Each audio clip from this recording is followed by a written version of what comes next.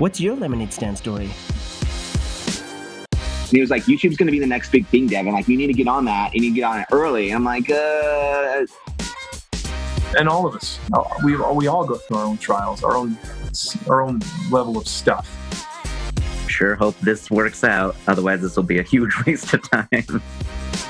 I mean, what else is it all about other than just taking risks and continuing to try and grow and hopefully get better and better at making things?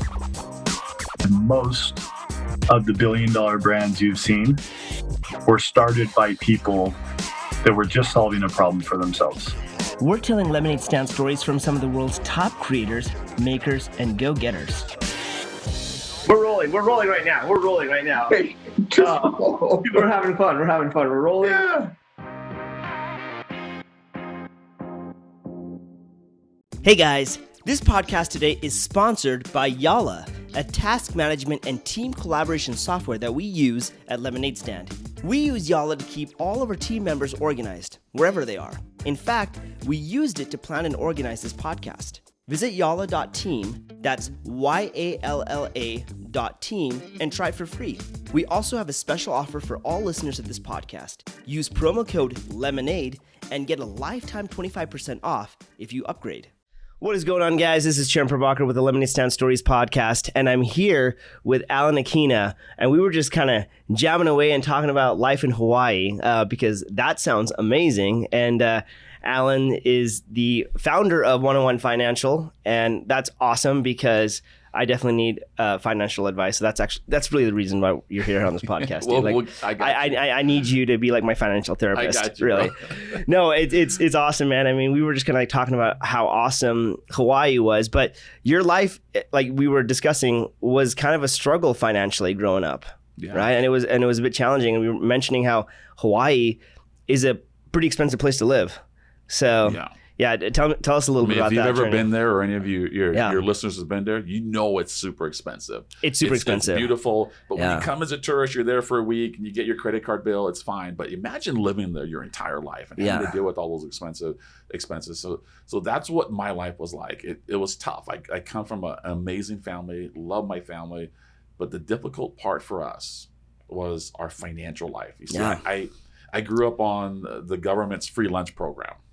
Awesome. From the time I was in kindergarten till I graduated, I was on free lunch, got free breakfast at one point. Yeah. Government cheese. I don't know if any of you remember the big government cheese blocks that we got in WIC and food stamps. My parents, we moved around from house to house, apartment to apartment, just trying to survive. And that's hard, man. It's hard to like have like a really stable, like relaxed, normal life when you're constantly in survival mode. You're in survival mode, but here's the thing: when you're in survival mode and everyone else around you is in survival mode, you don't really know. It's because it's just so common, right? Yeah. But I think those struggling times really instilled in me this huge desire and passion to want to learn about money. So I've seen it around. I see what my parents went through and what everyone else was going through around me, and for some reason, I think maybe God, gave me a different set of eyes to look at things different. And it drove me to want to find out. And so I dedicated a huge portion of my life to figuring things out about money. I got excited about it and I started teaching people just little bits and pieces of information about finances. Yeah. And then at one point, I talked to my wife. I said, let's do something about this. So at the time we were renting this. Now, how long ago was this, would you say? This was 20 years ago. 20 years ago. Okay, cool. Almost exactly. So our company just made 19 years in November. Cool. And so I started before that. And so I went to my wife. I said, we should do something about this. So at the time, we were renting this 758 square foot apartment on the North Shore of Oahu in a small town called Kahuku. We had a savings of $20,000. So we took that entire savings and we started this company. And I called it 101 Financial to reflect the basics or the beginning of personal finance, to really help people like me. Yeah. And now to find out there's millions of other people that were just like me that needed that step up. Yeah. And so we started teaching people. And real quick, I was going to ask you, did you learn any of this in your college education or no? No. So interestingly, I was a biology major. This makes sense. I was a biology major. And had nothing to do with business or personal finance. Right. Which at the time I use it as a negative thought in my mind, and it kind of held me back. Like, you don't have a business degree, you don't have a finance degree. What in the world are you doing? And then I listened to all my friends like, you trying to teach me about personal finance and you're a renter? Yeah. Like, hey, dude, at least listen to my thoughts and my concepts. But so there was all these negative things, and startup founders, and I'm sure some of your listeners are probably going through those things. You get in your own head sometimes, and that's the biggest thing that holds you back from being a successful entrepreneur. Well, I was fortunate that I was able to fight through that. And we took our savings. We started this company one at a time, one family. And we just did what we believed in. Yeah. Followed that passion. And what I seen happen is within that first 7 years, we grew and we made the Inc. 500 list. In Inc. one magazine. No way. In 7 years. 7 years. Starting Amazing. from scratch. Yeah. We made Inc. 500. So we were ranked in the top 500 fastest growing companies in America. We were the second company at the time to ever make the list from the state of Hawaii. Wow. And that's when I finally pulled my head out of the trenches and said, you know what? We're doing something. We have something. Before that, I was just grinding. We're just working and serving our clients. We call them students and these individuals and families, and making the best of their situation. Yeah. And it grew into this thing, and I was like, wow, how can we expand this? And then we started to grow and continue to grow, and that turned into a book that I wrote that became a bestseller. We could probably give a free copy to your listeners later. Sure. It got me a spot on the KHON2 Wake Up Today morning news show. That's Fox News in Hawaii. I hosted the Financial Fitness Report for 10 years in the islands. No way. And from there, I grew a business to cover just about every state now. No way. That's awesome, man. It's been amazing. And it started from that little $20,000 investment that I just wanted to make back. I just like, hope I don't lose my $20,000. No, you know what? And it's amazing, man. I mean, here's the thing. I went to BYU in Provo. Mm-hmm. You went to BYU in Hawaii. And up until that point, I had never learned about finances. Mm-hmm. Not really. I mean, I had like a, like a $7 an hour job growing up and all those things, right? But I never really studied finances or compound interest or like how to roll over your mortgage and all these different things. And I remember taking a financial class and being blown away and just being like, oh my gosh, like this is how you build wealth. Yeah. This is how you build money and all that stuff. And it's such a different mentality when you go from a place of like not having anything to now being a bit set, because your entire mindset changes. You're able to do things and have the freedom to go and do things that you just never thought you could do before. Now, I do feel like if people get a little too attached to money, then that's not that good either. But if you're able to kind of like balance it and find like a healthy relationship with money, you can do a lot of great with it, and it can do a lot of good for yourself. So I guess because you studied money so much, how have you developed your own healthy relationship with money, and what does it all mean to you? Yeah, great question. And to me, I think it's very unfortunate that they don't provide, I'm talking about our government, provide financial literacy programs in our school systems, or enough of it. Because it really sets us back coming out into the real world. Yes. Whether we come out of high school or college, not knowing things about money, what it forces us to do is guess. When it comes to making financial decisions, we have to guess. And in the world of money, we don't want to guess. We want to be very, very specific. Yeah. And so what that does is, because of the uncertainty, it causes doubts in our minds about money. Yeah. And that's where we start to build this negative relationship with money. And you have to sort of fight through it. And I know the struggle. That's the struggle. So people end up going into survival mode. And I think as human beings, we're either in survival mode or we're in thriving mode. You can't be in both at the same time. Because when you're in survival mode, it's taking up 100% of your energy. Yeah.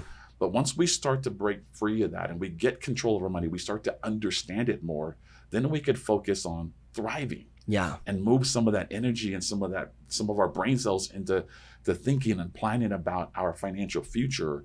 And that's been one of our goals, is to help people to break through. Yeah. Just break through. And I had lunch yesterday with two of my buddies from the islands. Yeah.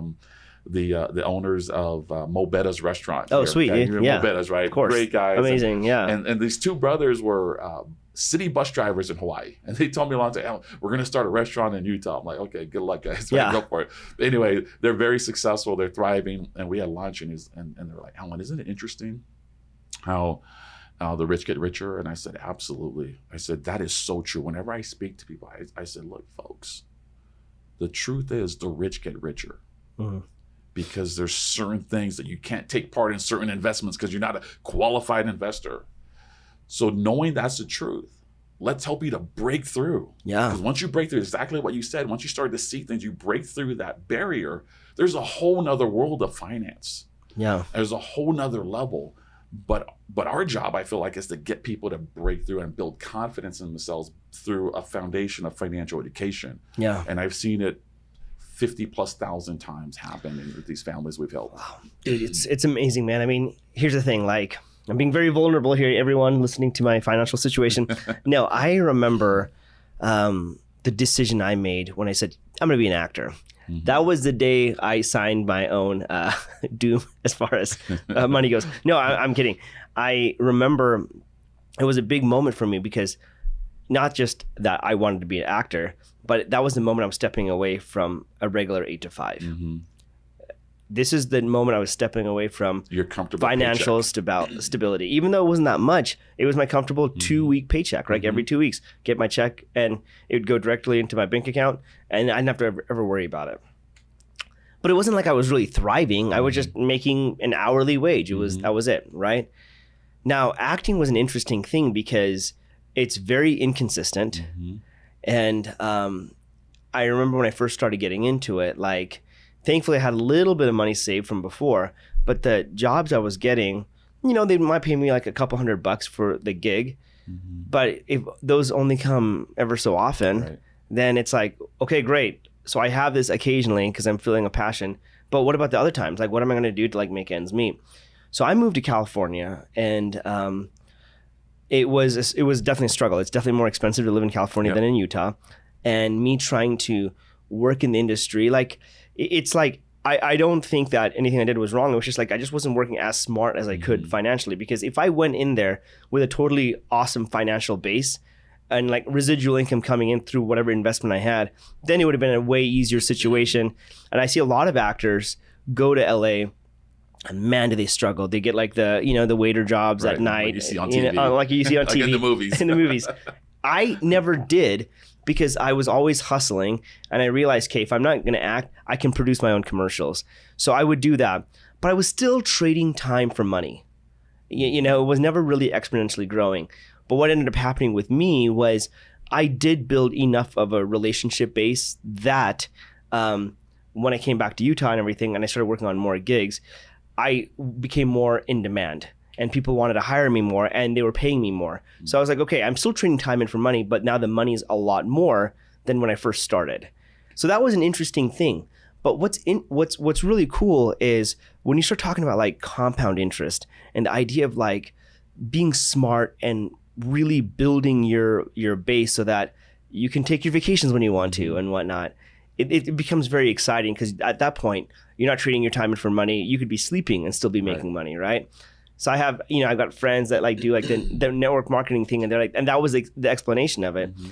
And although I'm not a big fan of those models, I can understand the incentive of it, because you're like, yeah, that's awesome to have your company just kind of keep building itself, right?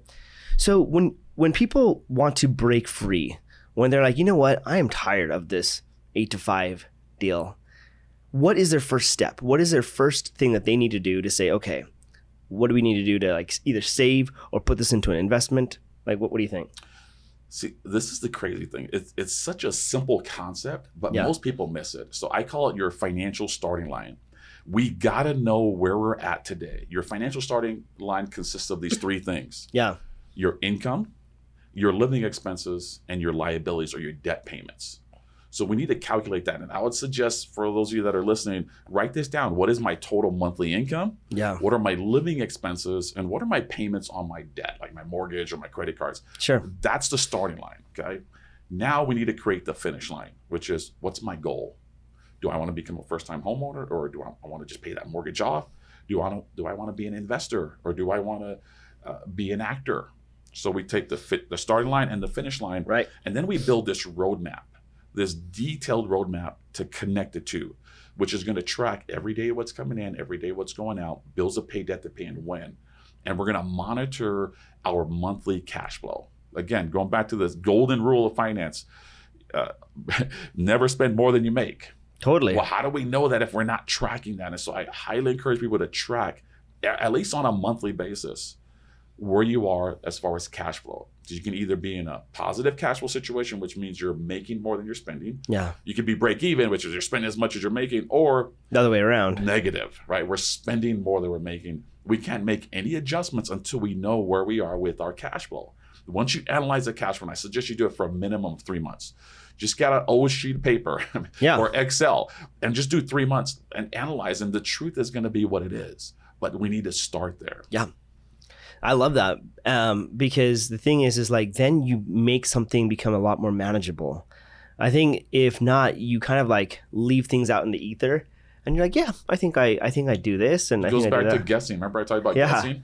We're guessing when it comes to financial decisions. Like when you go to the store, like, can I really afford that, $20 dinner? Yeah. But if you have your projection, then you know, like, yeah, you know what I can. Yeah. Or can I afford to be an actor? Yeah. And move? It's going to cost me this much, so it's in our roadmap. Yeah. And I need to bring in this much just to cover my basis. Yeah. So I can't afford, or I need to take another job, right? Yeah. That's how you make decisions, by knowing your numbers, and it's not complicated. It'll take an hour or 2 hours. Yeah. Just stop watching Netflix for an hour and go do your budget for an hour. For an hour or so, you know? And it's amazing. There's also something to be said about like people that have like scarcity mindset when it comes to money. I've seen that a lot. I've had that a lot. Yep. I'm very fortunate that the last couple of years have been like a total reversal on that for me anyway. And to me, I've always been a pretty spiritual person, and I actually attributed a lot to that. But I do feel like the last couple of years, it's definitely been more abundance. Mm-hmm. But when someone struggles with a scarcity mindset when it comes to money, what are the results of that you've seen? Yeah, then it just goes the other way. You get what you put your energy into. Wherever you focus your energy is what's going to happen. Right. And so you can focus your energy on great things, or you can focus your energy on negative things. And unfortunately for us human beings, we tend to go the negative route. It's easier, and it's just what we're programmed to do. So I'll be a little vulnerable here too with your please. Audience. Even though I'm the founder and CEO of 101 Financial, when I first started, I did not want to be the CEO of my own company. I didn't want to be the president. I didn't want to be the leader because of that negative mindset that I had, that I wasn't good enough. I don't have a college degree. I'm not a businessman. I come from a small town on a small island. So you see those words, the small, I can't, little, those words really have an impact on us, and it had an impact on me for years. Like we were working our way up to becoming an Inc. 500 company, and I was still saying that to myself, like, wow, yeah, you can't do this. Like, there's no way. And I have these negative self thoughts until I started saying these 3 words to myself: why not me? Simple. I just said, why not me? And then when I started to repeat that, and it was just in quiet in my own mind, why not me? Then I started it made my mind think about, why not? Instead of you can't. And then slowly I just kept repeating that to myself over and over again. And then once I got over myself, boom, business exploded. And then all these opportunities to be on TV and books and traveling and speaking to large crowds. And it started to happen because I got out of my own way. Isn't that so wild, man? I mean, there's this, have you ever heard of the movie or the book, Legend of Bagger Vance? Yeah, I saw the movie, yeah. You saw the movie, right? Love that movie and the book. And one of the biggest things they talk about, like, swinging the ball into the hole, with golf, they say, you have your authentic swing, and it's a swing that you were born with. You know, that is who you are. But the world sometimes like robs you with the woulda, shoulda, couldas and all that stuff. And he said, like, to find your authentic swing, you just have to get out of your own way. And I think that's such a profound lesson, getting out of your own way. So you said those words, why not me? And that was for you. That was exactly, that was my personal thing. That was your personal mantra that you needed to say in order for you to be like, okay. And I don't know where I got that from. It just like came into my mind. I just started repeating it. But it was over the course of a year or two that I kept saying that to myself before I finally felt like I had the breakthrough. Right. You know, what's interesting is like I got my own mantras like that, you know, and because I remember going into film and all that stuff and being like, oh, geez, there's so much competition. You know, everyone's like going for the same role. Like, how will I ever be able to, you know, like get my way in there? But the truth was, the more I kind of just started owning my own voice and just enjoying just me the way I would do it, then people would book me. When I stopped thinking of it as a competition and be like, oh, I'm just gonna have fun and I'm just gonna use my own voice and create my own thing and just have a blast, all of a sudden it was like there was no competition. It would just kind of come, and if certain parts didn't come my way, other parts would come my way, right? So there's a very interesting thing that happens when you break free of your own mind. Now, you found Why Not Me to help you do that. What about other people? How do they find ways to break out of their own mind? You know, when I teach this to people, I just say, look, here's what I've done. Yeah. And it worked for me. Try this. If those 3 words don't work for you, you know, try something else, and you just start to be creative with yourself and find out what works for you. Yeah. You won't know until you try it. And you know, once you start to break free and you start to look at yourself a little different, like you said, great things can happen. Like for me, I never saw myself as a CEO, right? Where I come from, there's not a lot of guys that look like me that's the CEO, right? They're you know, doing this or that, and I'm not trying to put anybody down, but that's the world that I come from. Yeah. And you know, for me, I saw a CEO as like the guy I really tried to hire was a buddy of mine out of Dallas. He was an actor too, so he was the runner-up for Superman on the show, right? Dean Cain. I forgot what show that was, but Lois and Clark. So he was second place to Dean Cain, so he didn't get that show, but he looked like that. Like dude, you look like the CEO. You got that Southern twang from Dallas. I said, come work, come be this, and I'll just do the biz dev, right? Because that's, in my mind, that's what a CEO looked like. Yeah, successful. A white guy, right? I don't know if that's appropriate to say on this, but he was the part. But when I said, why not me? And I got into my own skin just like you, then I did it in my own way. I became my own CEO, led my own vision, my own company. And it's something that I love. Like, it just like, man, this is me. I can be true to myself, because your company is really an extension of you and your personality. It totally is. And that's exactly what I've done. You know, it's interesting that you say that. I remember, if you look at every company that's ever created, whoever the CEO is or the founder or whatnot, at first, it could have been their own original idea and they made it their own voice. And now it's a little bit more common and mainstream. And everyone's like, oh yeah, we have to do it that way. I remember in LA, my auditions were a certain way and the descriptions were a certain way about like, these are the characters we're looking for. And then this show Silicon Valley came out, HBO show, right? Which it was cool, like, because I was a part of that show. But after that, my auditions were like, we're looking for like a Silicon Valley type. We're looking for a Silicon Valley type. So that show created a certain type of trend and everyone wanted to copy that trend, right? But it was still their original IP. Like they put their own voice into it and their own fun spin on it. And all these commercials and all these other shows were like, we got to kind of mimic that, right? So I love the fact that you found your own voice and did it your own way and found success your own way. It always remembers, if you've seen the movie Cool Runnings. Yes. Oh, right. I love that movie, right? Love that so movie. Good. It's so good. Yep. But it was true, right? It's like when they were trying to like be like the other bobsledders, you know, they're like, don't think about the Swiss, you know, like we have our own style. We got Jamaica style, you know? And it was so good. But it always made me think like, yeah, you got to like figure out your own way to bobsled, or your own way to create your business, or your own way to do whatever it is you're doing, right?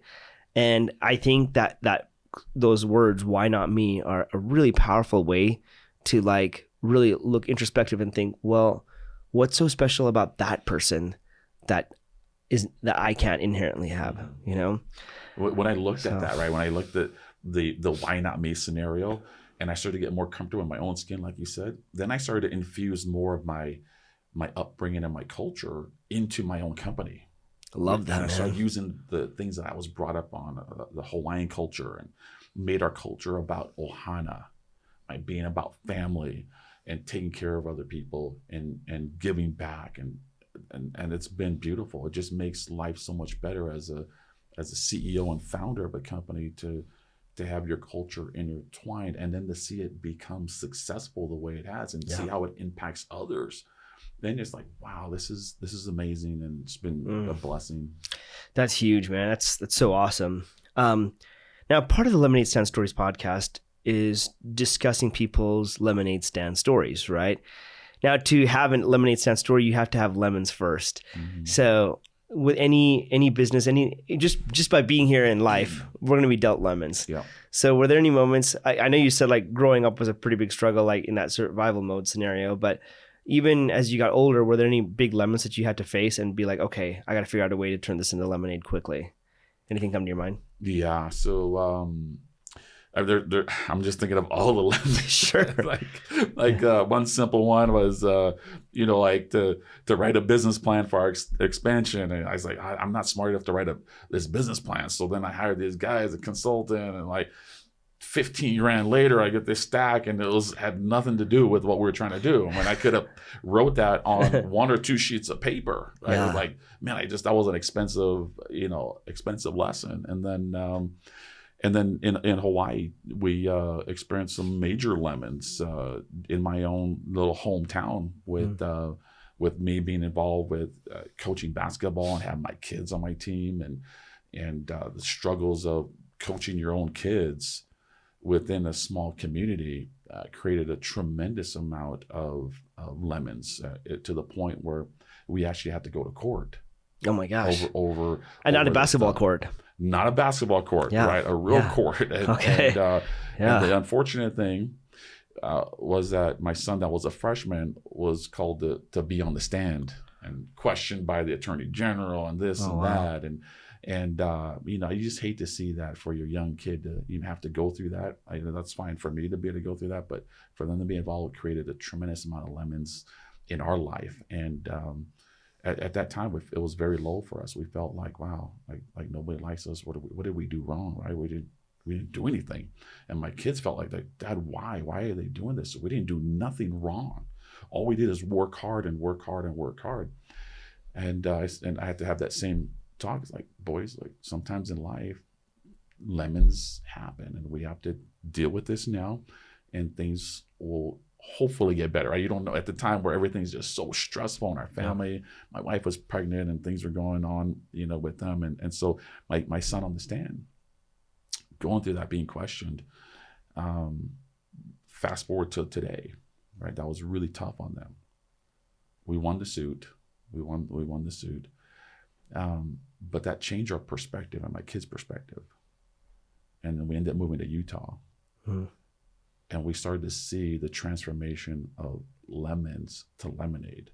Now we have 7 kids. I have 3 in college now. And my oldest son, who was also involved in that on the team in that suit, now plays golf for BYU. He's like the number 2 player on the golf team. My second son, that was on the stand in the courtroom, is now a freshman playing basketball at New York University, the Stern School of Business. And my daughter, who was right under that, is a freshman at Harvard playing rugby. Wow. And they were all younger, younger at the time, but it influenced them. And they were very distraught by it, as anyone would be. Sure. Especially coming from a small town. But we took that and we squeezed the juice out of that. And it became this wonderful lemonade. So proud of my kids to see them thriving. The oldest one at the Marriott School of Business now, playing on the golf team, playing basketball in New York. My older son and I went to go visit my son Kavika, watched him in New York City, right in Manhattan, right in downtown, playing hoop, doing what he loves, studying business and finance. And then my daughter just got back from her semester at Harvard, and seeing her thrive. That's and I amazing, think those man. challenges really built the foundation for what they're able to do now, and then what they're going to do in the future. So I don't know if that's a great lemonade story. It's amazing, man. I mean, here's the thing.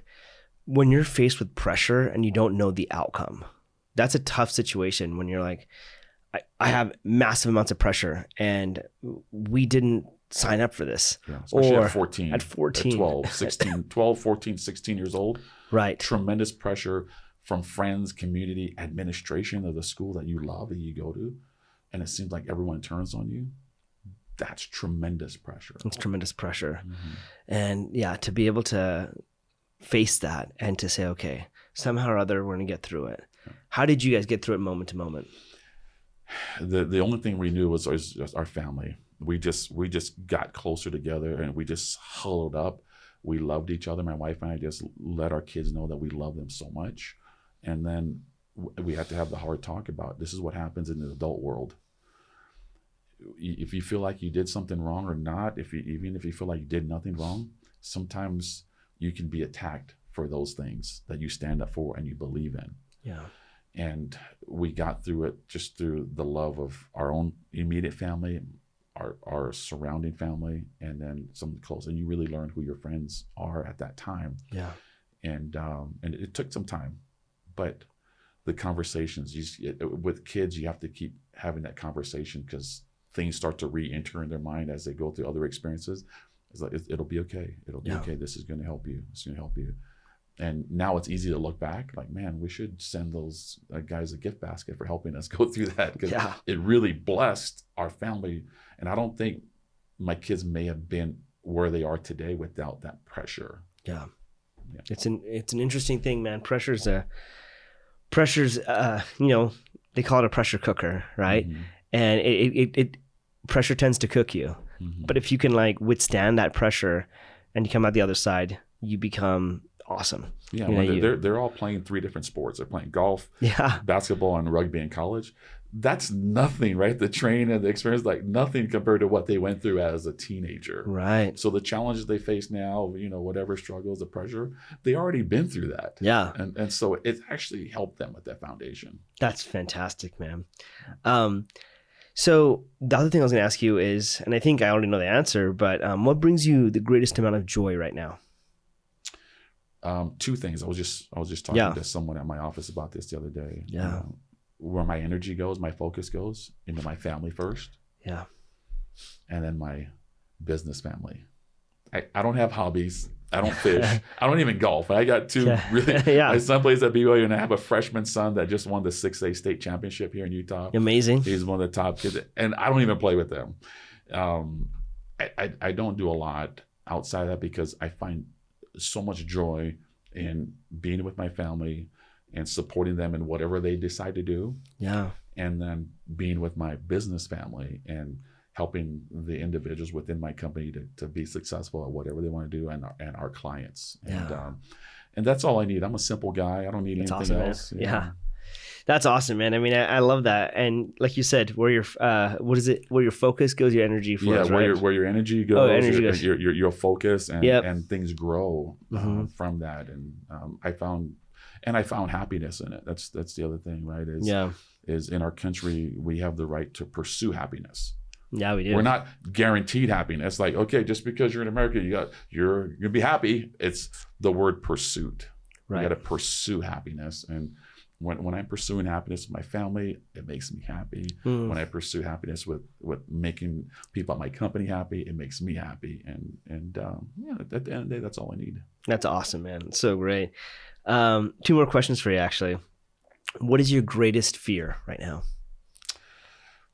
Ooh, wow. So my next challenge and stage in life is to really expand upon what I did the last 20 years in business. And so we're actually building a new challenger bank or a neobank, an all digital mobile bank. Okay. And I'm sort of going back to my days of like, why not me, right? Like, I'm not a technologist. I'm not a tech guy, right? How do I build this technology and really expand on what we do? So there's some fear that of the unknown. Again, it's like building something brand new. And so I'm a little afraid that I might not hit my huge aspirations to build something that helps millions of people across the world. Yeah. I may fall short. That's the immediate top of mind right now. Yeah, that makes sense. Listen, when you're trying to build anything and you're facing the unknowns, you're like, oh boy, Right. Are we ready? Are we ready? And so I have to go back to the why not me? Yeah. Why not me? I remember like when you're a producer making a film, your big challenge is like, okay, we got to raise the money. We got to raise the money so we can make this movie. And so I was making a movie last year and we raised our money. And then the next thing was like, oh crap, now we got to make our movie, and then it's like, oh no, Right. now we have the resources. We got to go and make it. So it's always interesting when you're, when you see like a script on a page and then you're like, okay, I need to translate this into an actual movie. How does that look like? And it never is always like the exact way you vision it, but I can imagine building something like this is kind of similar where you're like, okay, why not me? Because I'm about to build something and I don't know how it's going to impact the world, and hopefully it'll impact it in the best way possible. But it's awesome that you're doing that, man. That's really great. Thank you. I pinch myself all the time. Yeah, it's awesome. A guy like me is here and we're doing these things, and I'm just so blessed and thankful and appreciate it. Yeah. But I also try not to stay comfortable. I love that. Comfortable is the enemy of success. Yes. I've seen it happen in my life and in other people's lives where you get too comfortable. Like, oh, I made it. I'm here. I'm here. Yeah. Yeah. I tell my kids all the time that the world does not stand still. You're either moving forward or going backwards, because the world is in constant motion. Absolutely. Where are you? Are you moving forward today or are you moving backwards? I love that, man. So with all of this stuff that you've learned right now and where you're at right now, if you could build a time machine and go back and and talk to your younger self, the one that is in survival mode, what advice would you give them? I would probably be a little more aggressive and try to do things bigger, faster. Okay. Because I was so scared, because I grew up in this, conservative mode, survival mode. So making money, and I would like try to, make a little bit of money. Okay. But I would probably take a little more chances, a little more risk. And, because, you look back like, man, with hard work and you start to learn and you're just consistent, things just work out. For all of the younger entrepreneurs listening or watching this, just go do the work.